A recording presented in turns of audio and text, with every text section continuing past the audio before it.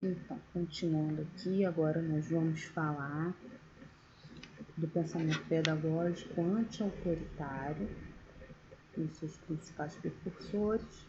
E logo depois nós vamos também falar do pensamento crítico e eu encerro essa parte, tá, de essa playlist de ideias, né, de pensamentos pedagógicos. Lembrando que para você não perder, depois desse vídeo eu vou gravar algumas questões para que vocês possam ver como isso vem em concurso.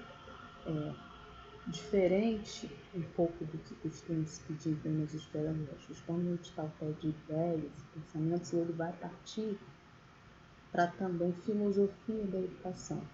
Eu já expliquei no outro vídeo que filosofia e ideias pedagógicas não são as mesmas coisas que teses pedagógicas e se o edital veio pedindo, é bom se preparar dentro daquilo que ele veio pedindo. E aqui agora a gente vai falar de pensamento pedagógico anti-autoritário. Aí vocês têm dois dos principais nomes, são nomes conhecidos nossos do Brasil, né? Também a gente fala disso lá em tendência pedagógica, falamos sobre Penedo, falamos sobre Roy, e a gente vai falar aqui agora mais um pouquinho disso. Mas antes a gente vai definir aqui, né, junto com um dos precursores do pensamento pedagógico anti-autoritário, que mais ou menos é esse pensamento pedagógico anti-autoritário. Então, vamos lá. Segundo a S. Nery, o objetivo da educação seria que a criança viva a sua vida e não a do adulto, que trabalha alegre e positivamente, anulando o subconsciente adquirido da família. A escola deveria desafiar o poder. Isso aqui é o centro, tá, gente? A essência do pensamento pedagógico anti-autoritário. O desafiar o poder, seja que poder for, seja o poder da igreja, seja o poder do Estado, seja o poder das instituições, seja o poder da família e seja o poder da escola. Tá? Então, a educação deve ensinar os indivíduos a desafiarem os poderes instituídos, a não se submeterem. Né? E aqui que se diferencia, que a escola anti-autoritária ela critica tanto a educação burguesa quanto ela critica o pensamento socialista. Porque aqui no pensamento anti-autoritário você não vai ter uma sujeição ao Estado. Ou seja, no pensamento anti-autoritário, a escola vai produzir indivíduos que não se submetem a ninguém, a nenhuma fonte de autoridade, ou seja, e assim vai se produzir uma sociedade onde não existe nenhuma fonte de autoridade sobre todas as outras. No pensamento socialista, todo mundo é igual, né? O coletivo, a participação, só que no pensamento socialista você tem o Estado. No pensamento anti-autoritário, você não tem o Estado, você não vai ter ninguém. Né? E esse pensamento influenciou os anarquistas, chegaram os imigrantes, isso está tudo registrado lá em tendências pedagógicas, mas aqui a gente está falando de pensamento anti-autoritário. E alguns nomes que vocês devem sempre conhecer, né? O Carl Roger. Aí você vai falar assim, mas o Carl Roger não aparece lá como sendo um grande pensador da tendência pedagógica renovada, não diretiva, exatamente. Carl Roger, ele era um pai, mas assim, da não diretividade. O que vem a ser isso? O ensino ministrado, o ensino ocorre não com base em que alguém esteja direcionando alguém, isso é chamado de não diretivo. E aí ele entra dentro do pensamento anti-autoritário como um psicólogo que fundamentou psicologicamente a escola anti-autoritária, porque que você não vai ter uma aprendizagem fundada no domínio, uma aprendizagem fundada na autoridade, uma aprendizagem fundada onde alguém está encaminhando alguém, mas você vai ter uma autoridade centrada no estudante. Ele mesmo gerencia o seu próprio ritmo, a sua própria aprendizagem, dentro dos seus interesses, né? Da liberdade. A liberdade para correr é o que favorece o pleno desenvolvimento. Então, se você cerceia, limita, controla, vigia, impõe, qualquer coisa ao indivíduo, então você já está ali podando todo o seu processo de desenvolvimento, né?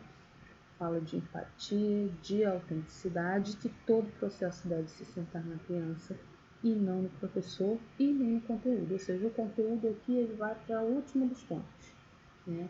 O que interessa aqui é o aluno e os interesses dele, tá? Então, é o Carl Rogers. O outro nome que a gente vai ouvir muito aí, né, é uma base do pensamento pedagógico anti-autoritário, é o Freinet, tá, gente? Então, Celestine Freinet, né, valorizou o trabalho, a educação do trabalho, né? Quer dizer que educação é trabalho. Então, ele acreditava que você tinha que organizar um trabalho na escola, e aí você,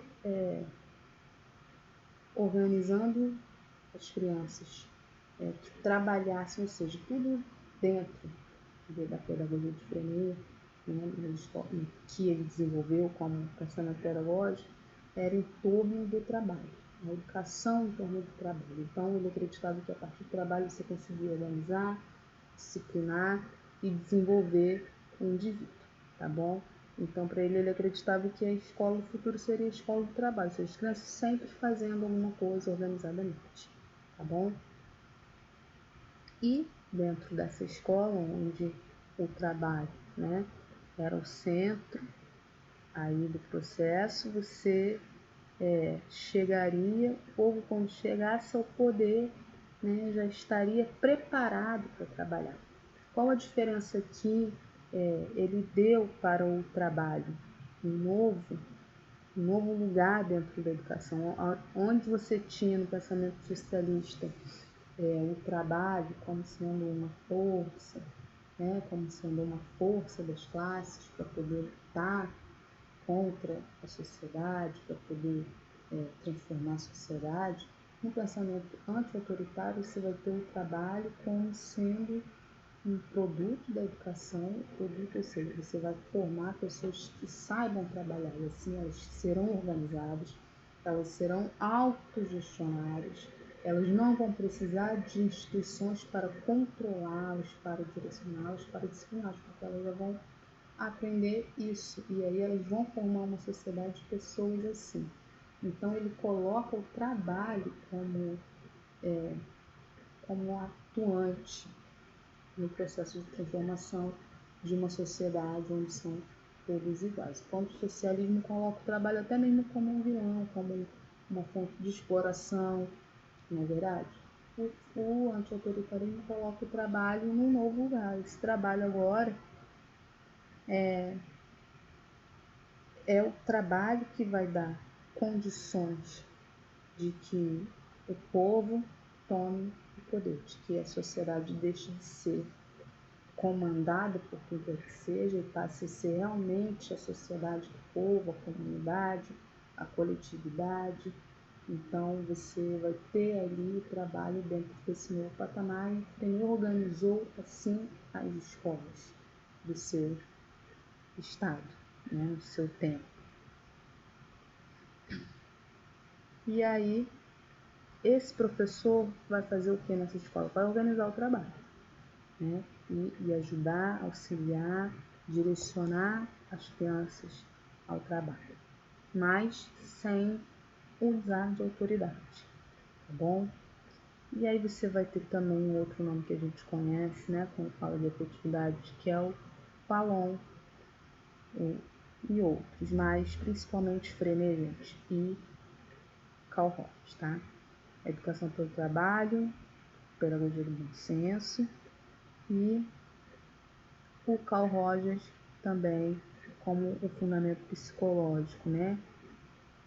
Que fala de autenticidade, liberdade. Na pedagogia anti-autoritária você vai sempre ter uma questão de coletividade, né? A gente falou, se você quer saber como, né, a tendência pedagógica pegou esses conhecimentos e colocou na prática, você vai lá na lista de tendência pedagógica, procura a pedagogia lá anti-autoritária que você vai achar, mas aqui a gente está falando dos pensadores que influenciaram aquela tendência, né? Então, com esses pensamentos aqui, isso aqui é calma. Os seres humanos têm natural potencialidade de aprender, né? A aprendizagem precisa ser significativa, precisa ter importância, precisa estar de acordo com o interesse, o aluno é o centro da aprendizagem. A razão da escola existir é transformar a sociedade a partir da transformação do indivíduo e principalmente, por isso é chamado anti-autoritário, esse é o cerne.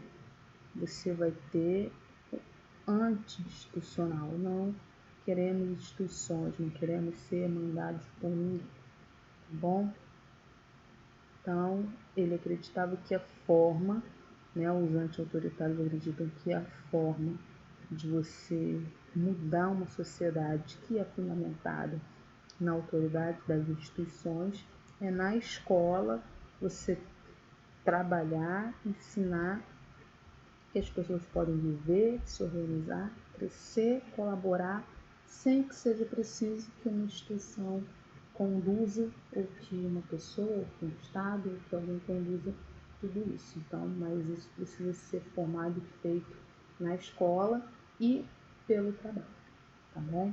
Então, isso daí são as principais ideias do pensamento pedagógico aí anti-autoritário. E agora nós vamos falar do último, que é o pensamento pedagógico crítico. Aí você vai ter o Bourdieu, conto do francês, né? Lá em 1970, e o que eles queriam dizer, né? O que o pensamento crítico, né? O que o pensamento crítico quer dizer na educação. Vamos lá. Aqui você já vai ter uma crítica,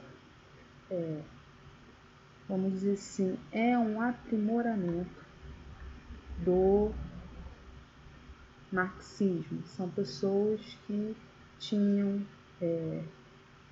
aí as ideias, né?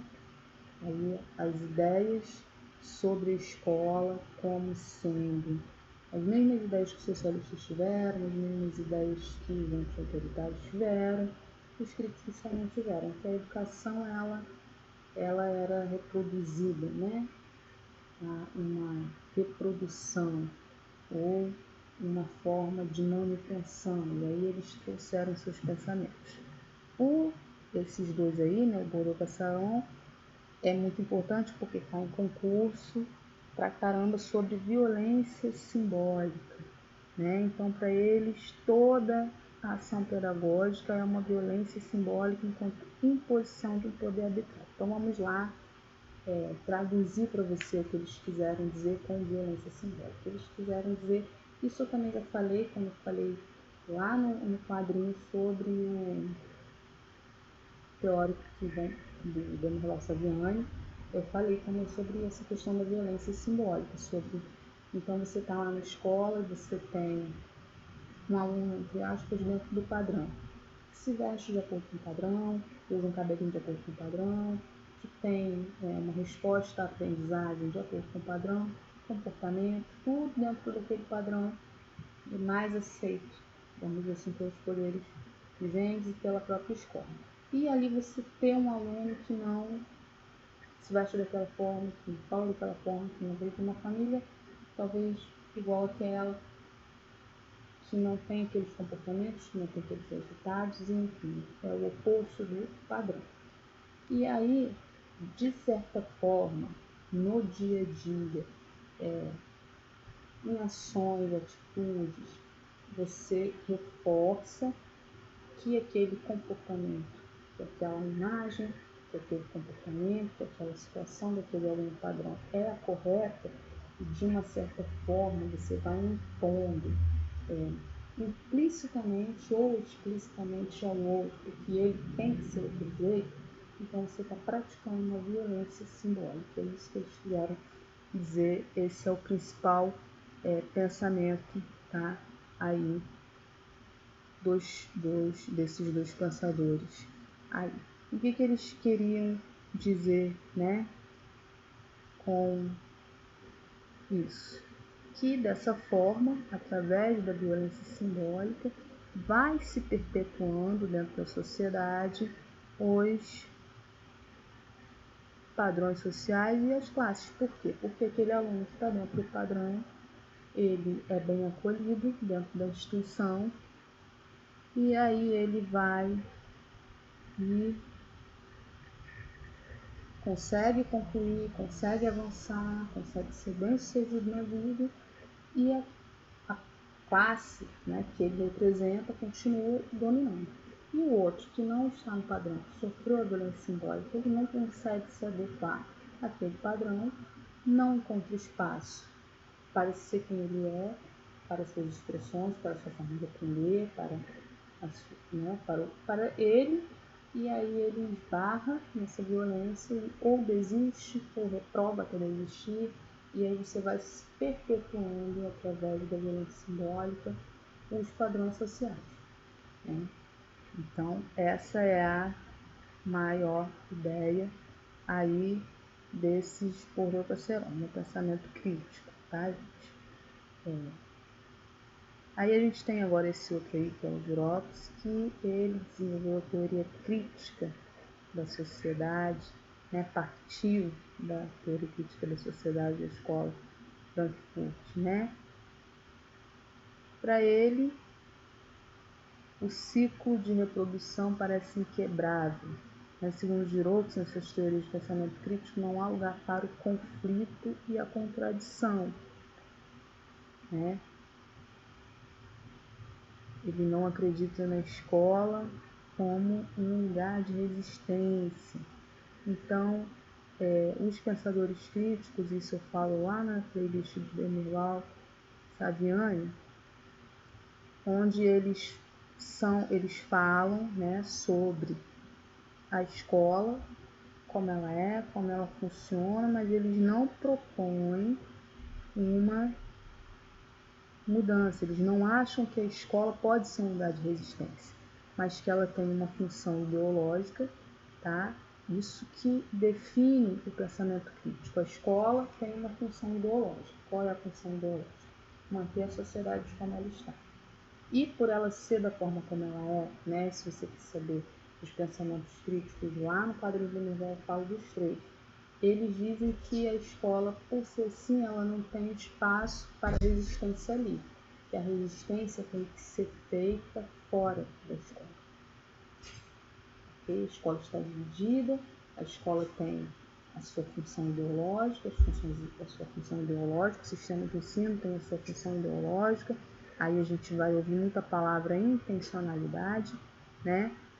Que é perpetuar a sociedade como ela é, porém eles criticam, reconhecem isso na escola, mas eles não reconhecem que as classes, vamos dizer assim, as classes dominadas, possam tomar a escola para si, fazer ali um lugar de resistência, se reverter tudo isso. Eles acreditam que é a síndrome da Gabriela, né? Ser assim, eu cresci assim, morri assim, né? E vou ficar para sempre assim.